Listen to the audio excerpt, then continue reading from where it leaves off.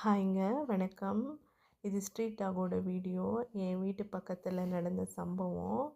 கண்டிப்பாக ஸ்கிப் பண்ணாமல் பாருங்கள். அப்போ தான் உங்களுக்கு இந்த வீடியோவில் இந்த டாக் உங்களுக்கு என்ன ஆச்சுன்னு முழுசாக தெரியும். இந்த பெண் டாகுக்கும் அந்த குட்டி பசங்களுக்கும் என்ன நடந்துச்சுன்னு தெரியும்.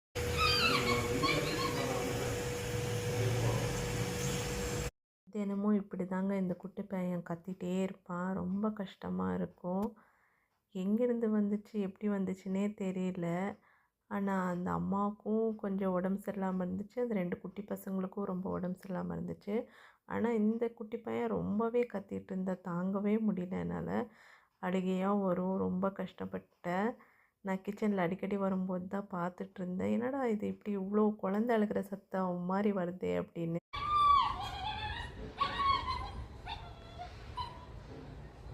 கேமரா குவாலிட்டி கொஞ்சம் கம்மியாக இருக்கும். கொஞ்சம் அட்ஜஸ்ட் பண்ணிக்கோங்க. 4 மாதமா நான் இந்த வீடியோ எடுத்திருக்கேன். கண்டிப்பாக ஸ்கிப் பண்ணாமல் பாருங்கள். பாவம் பாருங்கள் எப்படி படுத்திருக்கு. அதுக்கு ரொம்ப சொறியாக இருந்துச்சு போல். அதனால தான் அப்படி கத்திகிட்டே இருந்துச்சு. அது அம்மாவும் அந்த அளவுக்கு கண்டுக்கல பாவம். அதுக்கே அந்த பெயின் தாங்க முடியல பாவம். இந்த குட்டிங்க எப்படி தாங்குச்சோ எனக்கும் தெரியல. நான் டெய்லி பார்த்துட்டே தான் இருப்பேன் என்ன பண்ணுது சாப்பாட்டுக்குன்னு. நான் தான் கொண்டு போய் அப்புறம் சாப்பாடு வச்சேன். ஆனால் அது சாப்பிடுச்சு. ஆனால் நிறையா சாப்பிடல. கொஞ்சம் கொஞ்சமாக அந்த பெயின் இருக்கிறதுனால கொஞ்சமாக தான் சாப்பிடுச்சு. நான் வேறு புது ஆளாக இருந்தேனா, அதனால அது சாப்பிட்றதுக்கே பயப்பட்டுச்சு போல். எனக்கும் ரொம்ப கஷ்டமாக இருந்துச்சு. பின்னாடி ஏரியாலேருந்து வந்துருச்சு போல். நானும் சரியாக கவனிக்கல. திடீர்னு கத்துற சவுண்டு வந்ததால தான் நான் அடிக்கடி கிச்சனுக்கு வந்து பார்த்துட்ருந்தேன். ரொம்ப நாள் இந்த பில்டிங்கில் வேலை செய்யல. ஃபவுண்டேஷன் போட்டுட்டு அப்படியே விட்டுருந்தாங்க. ஆள் நடமாட்டமும் அவ்வளோ இருக்கல. அதனால தான் என்னமோ இது ரொம்ப நாளாக இந்த மணல் கிடக்குதுன்னு இங்கேயே வந்து இப்போ இருந்தாங்க இந்த பசங்க. பாருங்கள் எப்படி வங்கு மாதிரி பண்ணிவிட்டு அதுக்குள்ளே படுத்துட்டு இருந்தாங்க. அது ரொம்ப குளிர்ச்சி. அதனால தான் அப்படி படுத்துட்டு இருந்தாங்க. காலையிலே எழுந்திரிச்சு புல்லு நிறையா சாப்பிட்ருந்துச்சு. எதனால சாப்பிடுதோ எனக்கும் தெரியல. ஒருவேளை அலர்ஜிக்காகவோ இல்லை கொஞ்சம் தண்ணி சத்து வேணுங்கிறதுனாலையோ இல்லை பசியாகாமல் இருக்கிறதுக்காகவோ அது சாப்பிட்டுச்சோ என்னமோ தெரியல எனக்கு. தெரிஞ்சால் கண்டிப்பாக கமெண்ட்டில் சொல்லுங்கள், நானும் தெரிஞ்சுக்கிறேன். ஸ்கூபியும் பிஸியும் பார்த்துட்டு தான் இருந்தேங்க. ஸ்கூபி நல்லா சாப்பிட்ருந்தான். நான் அடிக்கடி சாப்பாடு வைக்கிறதுனால பிஸி அடிக்கடி காம்பவுண்டில் வந்து பார்க்கும்.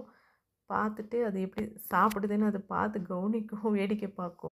பாவம் இந்த டாக்குங்களுக்கு யாரும் சாப்பாடு வைக்க மாட்டாங்க. நான் சாப்பாடு வச்சாலும் வைக்காதீங்கன்னு திட்டுறாங்க.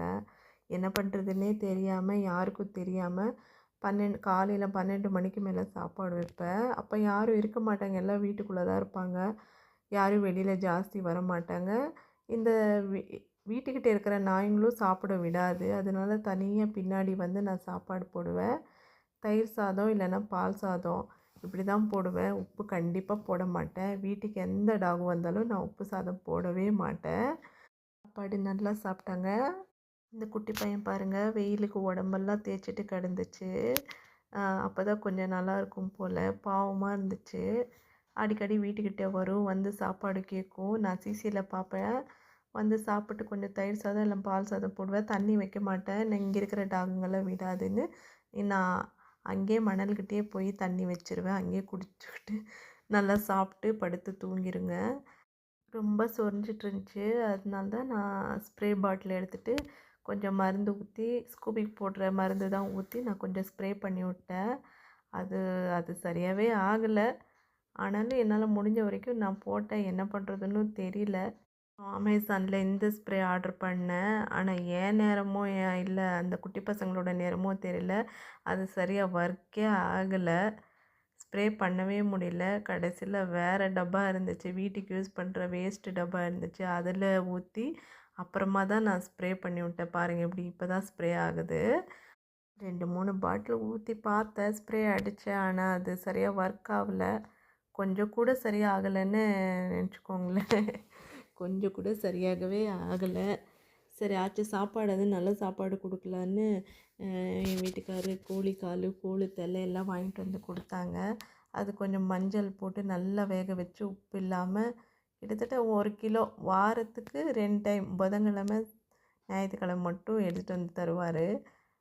இதுங்களுக்காகவே கொஞ்சம் எடுத்துகிட்டு வந்து கொடுப்பாங்க. இப்படி கோழிக்காலெல்லாம் போட்டு அதுக்கு ஸ்ப்ரே பண்ணி விடுவேன். அதுவும் அந்த அளவுக்கு கவனிக்காது. ஏன்னா பசியாக இருக்கும்போது நம்ம என்ன பண்ணாலும் அவங்களுக்கு அந்த அளவுக்கு தெரியாது இல்லைங்களா? அதனால் அது அந்த அளவுக்கு கண்டுக்கல. பாருங்கள் நான் எப்படி ஸ்ப்ரே பண்ணியிருக்கேன், சும்மாவே இருக்குது. சாப்பாடு மயக்கத்தில் நான் என்ன ஊற்றுறேன், என்ன போடுறேன்னே அவங்களுக்கு தெரியல. ஆனால் சாப்பாடெல்லாம் நல்லா தான் சாப்பிடுச்சு. ஆனால் யாருமே சாப்பாடு போட மாட்டேங்கிறாங்க. ஏன்னா அந்த அலர்ஜியால் அந்த நாய் டாகுங்களை பார்த்தாவே கொஞ்சம் அவங்களுக்கு அருவருப்பாக இருக்கும் போல்.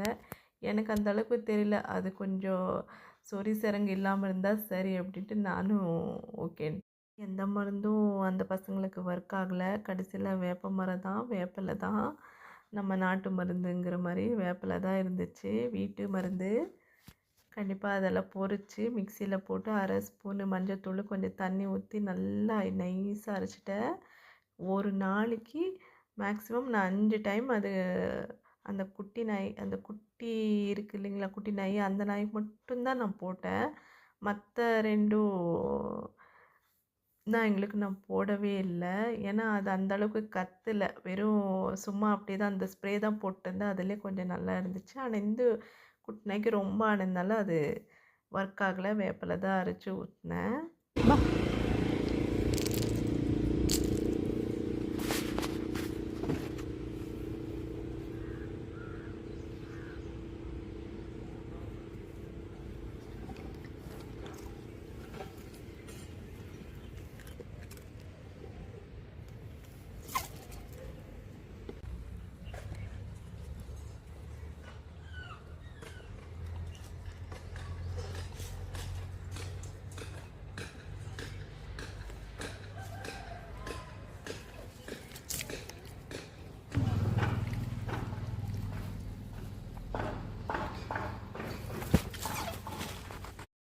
கொஞ்சம் கொஞ்சமாக சரியாயிட்டே இருந்துச்சு இந்த வேப்பிலை மருந்து.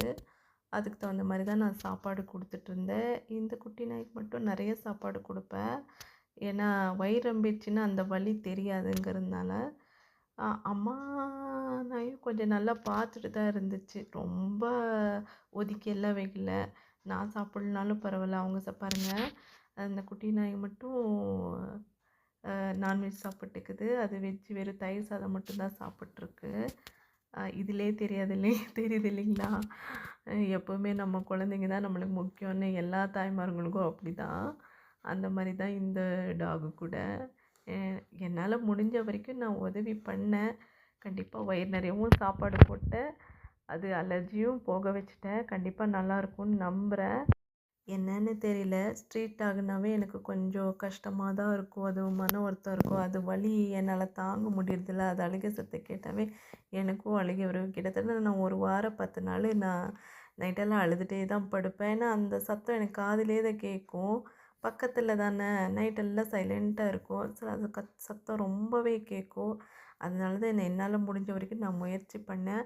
ஆனால் வீட்டு முன்னாடி நிறைய டாகுங்க இருக்குது. அது சாப்பிடவே விடாது. எப்படிடா போடுறதுன்னு நானும் நினச்சிட்டு இருந்தேன்.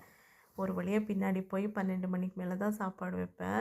என்னென்னு தெரியலங்க. ஸ்ட்ரீட் டாகு சாப்பாடுக்கு அலமோதுனாவே எனக்கு கஷ்டமாக இருக்கும். அதனால தான் நானே வாலண்டரியாக போய் கூப்பிட்டு வீட்டுக்கிட்ட வந்தாவே வாலண்டரியாக சாப்பாடு போட்டுருவேன்.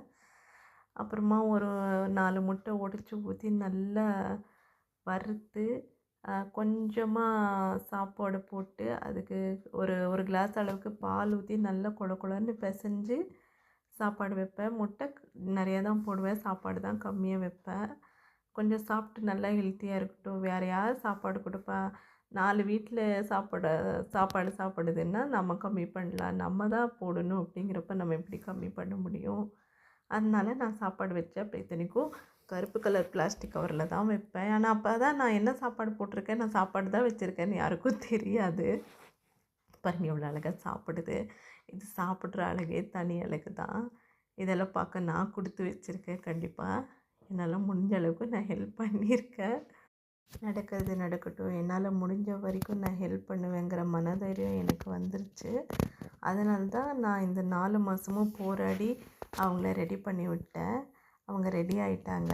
இப்போது இங்கே இல்லை, பின்னாடி ஏரியாவில் தான் இருக்காங்க. நான் அடிக்கடி வாரத்துக்கு 2 நாள் 3 நாள் போய் போய் பார்த்துட்டு வருவேன். அங்கேயே கடை இருந்துச்சுன்னா பால் பிஸ்கெட்டு நான் மாரிகோல்டு பிஸ்கெட்டு தான் வைப்பேன். பார்லேஜி பிஸ்கெட்டோ இல்லை மில்க் பிக்கிஸோ எதுவுமே வைக்க மாட்டேன். இல்லைன்னா ஸ்கூபி பிஸ்கெட்டே எடுத்துகிட்டு போயிடுவேன். ஒரு கவரில் எடுத்து போட்டு அதுக்கு போயிடுவேன். பாருங்கள் எவ்வளோ அழகாக விளையாடிட்டுருக்கு. ஆனால் அடிக்கடி கொஞ்சம் சொரிஞ்சுட்டு தான் இருக்கும். அதுக்கப்புறமா சரியாயிரும். ஃபஸ்ட் டைம் லாங் வீடியோவுக்கு நான் வாய்ஸ் கொடுக்குறேன். கண்டிப்பாக பிடிச்சிருந்தா லைக் பண்ணிக்கோங்க. ஃபஸ்ட் டைம் லாங் வீடியோவுக்கு வாய்ஸ் கொடுத்துருக்கேன். கொஞ்சம் நர்வஸாக இருக்குது எப்படி பேசுகிறதுன்னு. கொஞ்சம் பயமாகவும் இருந்துச்சு.